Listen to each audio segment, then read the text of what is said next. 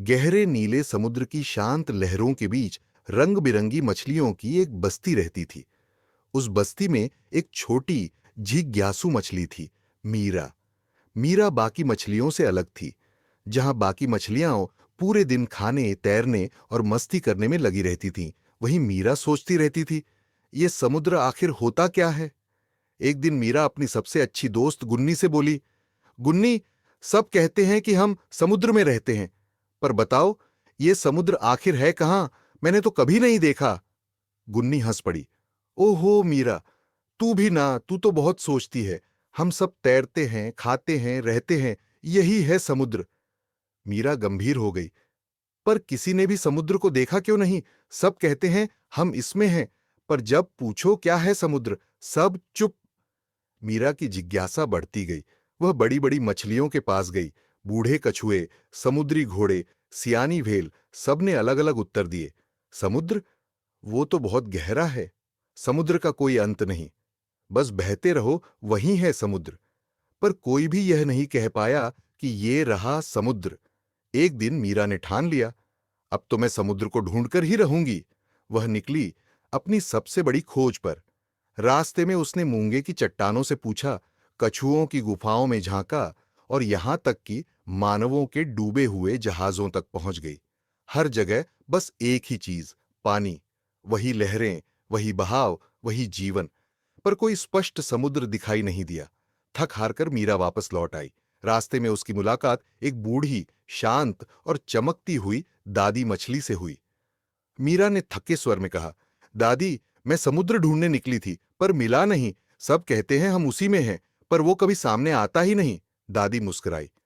बेटी, क्या तू सांस ले रही है? हां, मीरा बोली। क्या तू तैर रही है? हां। क्या तू जिंदा है? हां दादी। दादी ने धीरे से कहा, तो फिर तू समुद्र में ही है। जैसे इंसान अपनी जिंदगी का मतलब कहीं बाहर खोजता है, वैसे ही तू समुद्र को बाहर खोजने निकली थी। पर असली बात यह है, तू खुद समुद्र का हिस्सा है। समुद्र तेरे चारों ओर है, तेरे भीतर भी है। उसे अलग से देखना मुमकिन नहीं, उसे बस जीना होता है। मीरा की आंखें खुलीं। उस दिन मीरा को असली समुद्र दिखाई दिया। हर लहर में, हर सांस में, हर पल में। उसने जाना कि जो सबसे जरूरी होता है वो हमेशा हमारे आसपास होता है, बस हम पहचान नहीं पाते। जैसे मछली समुद्र के भीतर रहते हुए भी समुद्र को नहीं पहचानती, वैसे ही मनुष्य ईश्वर के सानिध्य में रहते हुए भी ईश्वर को खोजता रहता है। ईश्वर हमारे चारों ओर है, हमारे भीतर है, लेकिन हम उसे कहीं बाहर आकाश में ढूंढते हैं। उसी तरह जैसे मीरा मछली समुद्र को चट्टानों, गुफाओं और जहाजों में खोज रही थी। जब मछली ने अपनी आंखें खोलीं तो पाया कि वह तो सदा से समुद्र में ही थी। उसी क्षण उसे शांति मिली, समझ मिली और पहचान मिली। मनुष्य की भी जब आंखें भीतर की ओर खुलती हैं, जब वह खुद को जानने लगता है, तो उसे भी एहसास होता है कि ईश्वर तो सदा से उसके साथ था, हर सांस में, हर भाव में, हर अनुभव में।